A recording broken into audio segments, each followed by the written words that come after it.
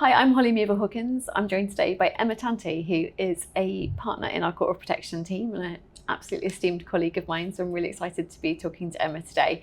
Emma is also a director at the Professional Deputies Forum and a really well-known figure in the world of Court of Protection. So thank you for joining me today, Emma. Thanks, Holly. We're here today to talk about working with litigators because deputies work a lot of the time alongside litigators, and actually the relationship between a deputy and litigator is really important. So we thought today what we would do is have a talk about sort of practical tips and tricks for deputies working alongside litigators, just to sort of lift the lid on that and just to sort of see how we might be able to work alongside each other a bit better. So first question. When might a Court of Protection solicitor be consulted by a litigator when they're dealing with a compensation claim? So there are a few different scenarios within which we are consulted. The most common would be when there is a need for a professional deputy to be appointed during the life of a claim for an individual who has been deemed to lack capacity, and so we might be invited to meet with the family and make an application in that respect should they wish to proceed. We might also be asked to act jointly alongside a lay individual as a professional, so you could have a joint deputyship and with a lay deputy and a professional alongside each other. There are also occasions where a lay deputy would need to be appointed to manage the finances for someone who has a claim that's ongoing, and so we might provide advice to a lay individual on the application process and then provide advice thereafter as well.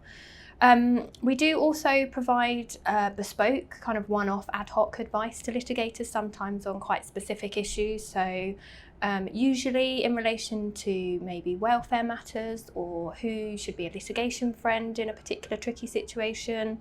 There might be contested capacity matters that need to be resolved in the claim, and the litigators might need some guidance in that respect, so we can provide that too.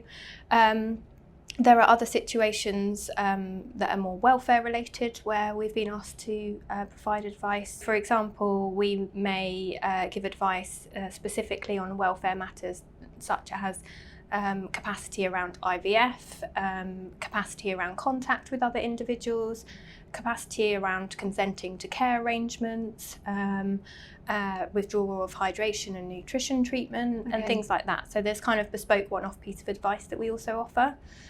We also provide advice in relation to personal injury trusts, which is where we might be appointed as a professional trustee or where an individual needs to set one up for lay trustees to be appointed.